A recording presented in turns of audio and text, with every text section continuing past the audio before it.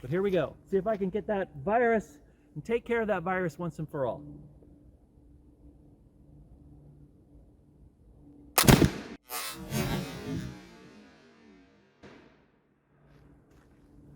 Okay, I'm going to guarantee you that I was pretty off on that one because I actually felt myself move when I pulled the trigger. This is something that people who fire a lot of weapons know. And watch some more of that smoke come out. That tiny little hole there that it's coming out of. I don't know that you can see it. I'll half cock.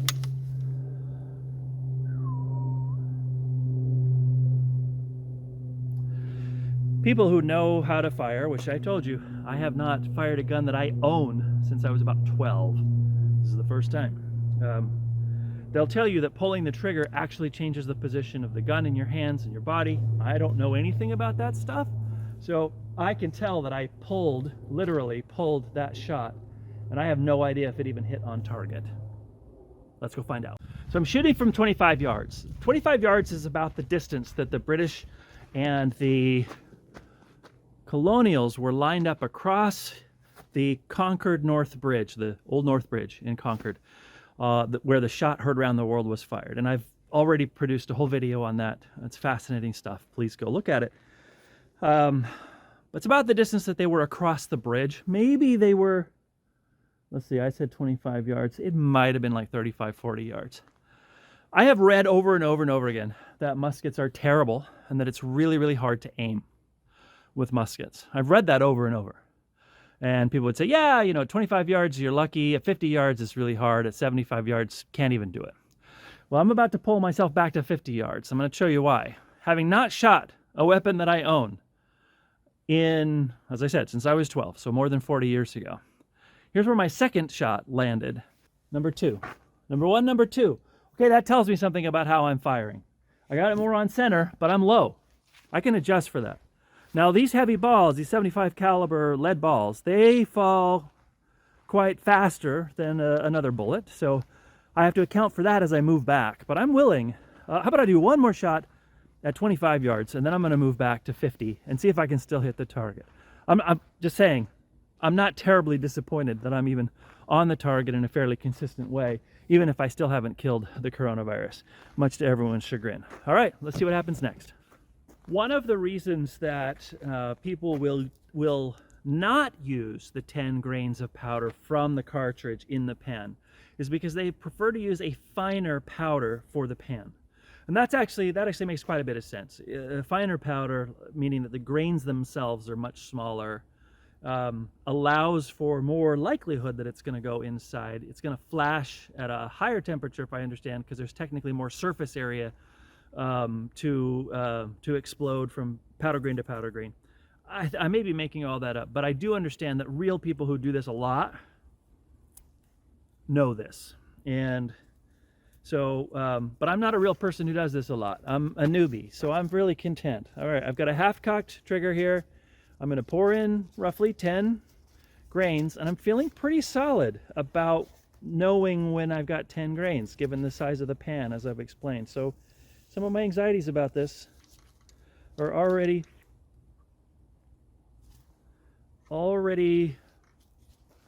managing themselves as I learn more and more about this. And you think, if you're a British regular, you've done this every day. You drilled this every day.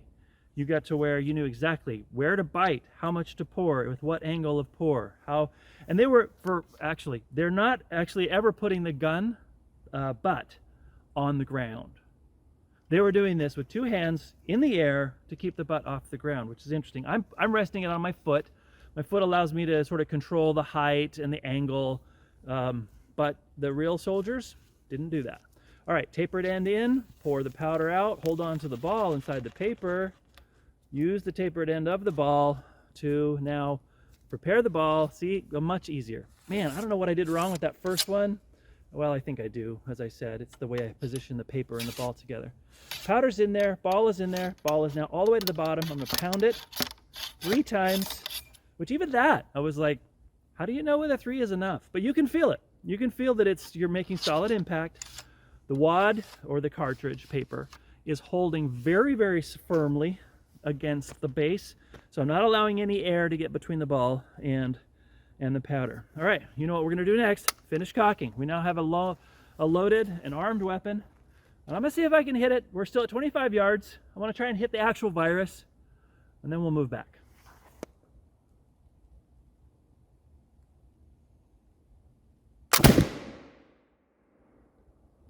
Okay, that shot was worse. I can tell from here where I hit it. I went left and down about 4 inches. I won't walk down there to show it to you. I can tell from here because I hit the white spot. But let me move back and we'll try a couple more shots from 50 and we'll see what happens. So interesting to me because I thought I was compensating for the downward tilt of my rifle, of my musket. So the way we have the shooting range lined up, I've got a table right here at about 40 yards. So I'm just going to use it. I don't have anything magical associated with the term 50 yards. So you can see I've positioned the camera. You can see my target now. See where I'm aiming. Not that you're going to see where I hit it. And let's go for it. I got 3 more shots with me already prepared. The rain actually stopped, so I'm not in as much of a rush. I'll do the old bite. Spit. Although this is a family show, so I didn't spit. Oh, start by half cocking.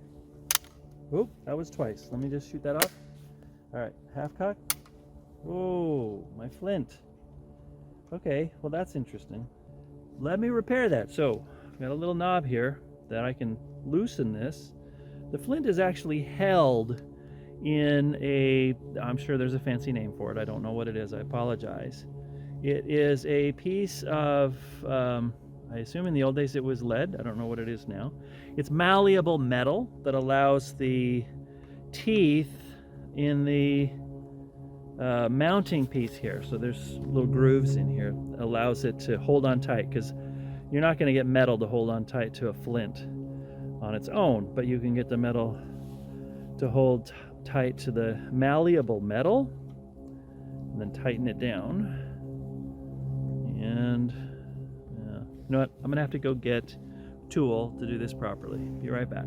I got the flint replaced inside the malleable metal, tightened down with a screwdriver that I brought just for this occasion because I expected something like this was possible. Keeping that in there tight, I don't really quite have a feel for yet. All these things that you have to develop a feel for. The biting, the loading, the packing, all of it. It's a lot of stuff, but like I said, if you did this every day as a British soldier, you would get good at it. All right, we're gonna pour roughly 10 grams into the pan. 10 grains. God, I can't keep the words straight. Close the frizzen. Still half cocked, so we're just fine. Weapon is not technically loaded. It's primed. That's what that means. When you fill the pan, it's prime. You're priming it. All right, tapered end. Hold the ball. Release the powder. Tighten the ball in the paper so that it doesn't jam as you're trying to push it in. Get your ramrod. Yep, that's what that term means. Put it into the stops, then pound it once, twice, 3 times. It's like, wow, you're being really physically violent, James, with something that could explode. That's why you have to half cock that trigger. Glad I finally figured that out. All right, we are at 40 yards, and let's see what happens from here.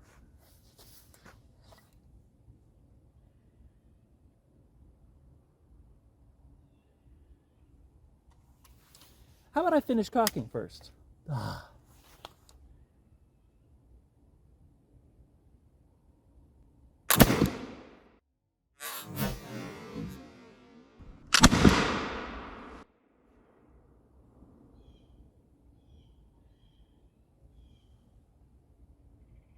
Yeah, can't see it from here. My eyes are too old. I've got one eye that sees good at a distance and one eye that doesn't. That's called being old.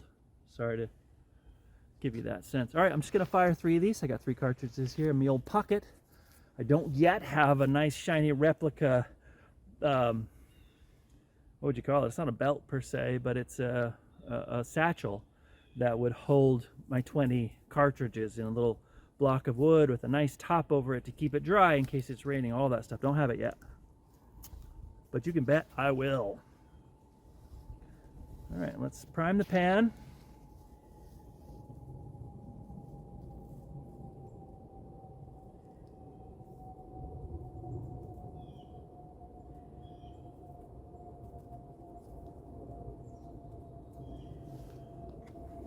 It is primed.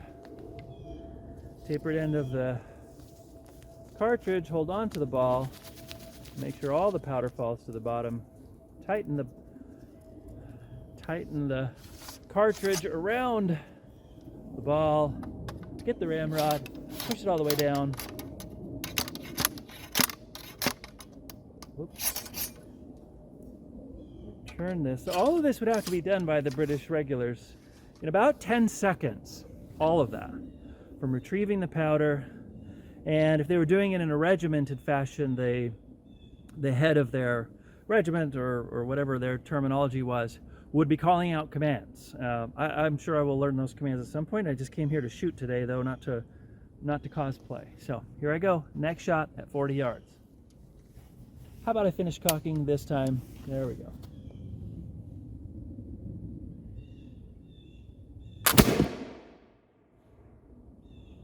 All right, we'll do a third, and then we'll go see how they landed. Oop. I told you this stuff is dirty. That's just from handling the flint and all of this stuff up here, getting it all over the barrel of and the stock of my gun. One more shot, and then we'll go check it out. Bite. Spit. Pour, which I'm really slow at the pour part. I think when they're really good at this, they probably do it very fast. There we go. Okay, frizzen closed, gun half cocked, tapered end down into the muzzle, hold on to the ball, shake loose the powder. Oh, there's still some powder in there. Come on, guys, come on out. There we go. You can feel it. It's no longer in there. Let's tighten the paper around the ball, and let's stuff that ball.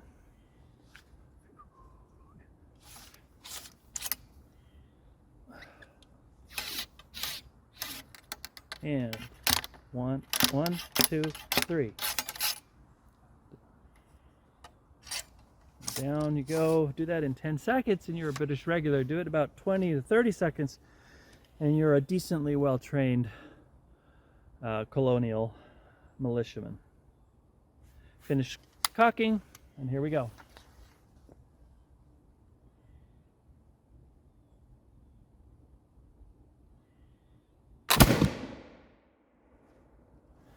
I'm going to tell you something about this. This is a 75 caliber weapon. The larger the caliber, so caliber refers to an inch, basically. 75 means 0.75, means the opening of the muzzle is 0.75 or 3/4 of an inch wide. The ball itself is, I think, 0.69 because you have to leave room for the stuffing. That is huge for a weapon. If you had a pistol that was 75 caliber, oh wow, I can hear myself again. Have I been shouting? If you had a pistol that was, I don't know anything about guns, like I said, so I don't know if they make pistols that large. I don't think so. But a rifle with a ball that large would have tremendous kick. And usually those rifles are designed to go really far. People refer to them as buffalo guns and things because they can drop a really large animal from a really large distance. Okay, why am I saying all this? I'm saying all this because everyone I've talked to has not only told me that when I pull the trigger, I'm going to have to count to 3, 4, or 5 to wait for the spark to get into the muzzle and cause the powder to ignite and propel the ball, but they've also told me that a .75 caliber weapon has a kick like a monster. I got none of that. Any reaction you saw from me, you know, firing and having any sort of recoil, no pain in the shoulder, nothing. It's not that big, and I think it's just because we're talking black powder from the 1700s.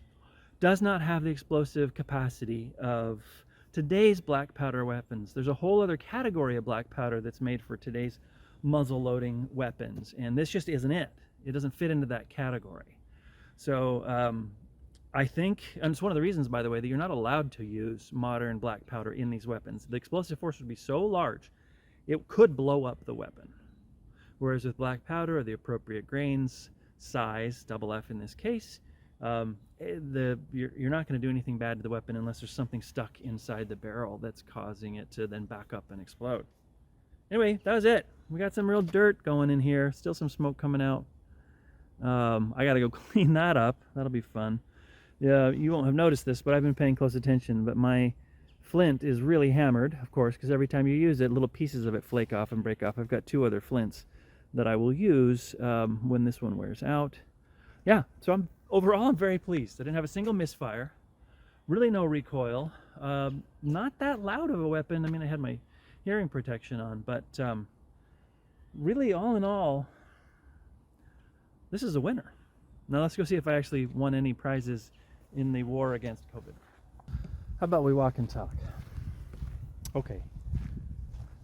The reason I had to come to this gun club to shoot is that you're not just allowed to go out into the wilderness and start firing. There might be places where you can, but certainly not close to Boston where I live. And where I grew up, you could just go out into the woods and shoot stuff. I'm sure the rules have changed there because the population has changed dramatically since I lived there out west. But I bet it's not like it is here. So I had to join a gun club, which itself was a fascinating experience, and kind of put me in touch with people for whom this is a way of life. It is a part of their approach to sporting, their hobbies, some of the guns that some of these gentlemen own. And we're happy to show it's like any other collecting art. So I'm very impressed with it. And of course, I'm dealing with people who are very careful, for whom gun safety is primary, who have gun safes that are impregnable, who maintain good discipline and all of these things. That's the kind of people I'm dealing with. So there's no point at which, in my experience of either applying for this process, of going to the class, and then joining a gun club, where I would say, yeah, gun people are bad. There just is no point at which I would come to that conclusion.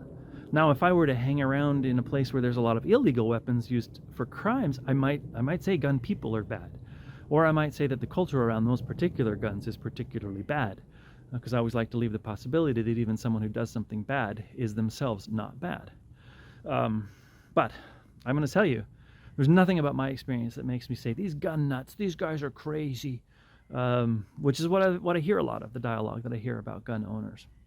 These are people who are living up to the responsibility to bear arms, at least from what I can tell and from what I can see. And given that, as I've run the numbers before, if not in the video, then in the article that I sent, you're talking about a world in which about 100 million households, just to round off, in the United States own weapons, each of them owning, on average, more than, is it 3 or around 3 on average, of the ones that do own. So we have more than 400 million guns in the United States, and it's climbing every day. The very fact of the matter is that anyone who goes through the process I've gone through, I have full confidence in. And the fact that so few gun incidents occur, any of them are bad, all of them are bad, but the fact that any of them occur out of a base of about 400 million plus weapons, and you're talking about tens of thousands of inappropriate uses of weapons in any given year, now what I'm going to say is going to make some people mad. It's not the guns. Yes, the people doing crimes with guns couldn't commit those crimes with guns if they didn't have guns. I get it. Remember, before you get mad, if you're even this far in the video, if you're likely to be mad by what I just said, please understand, I am not pro or anti on this. I'm learning.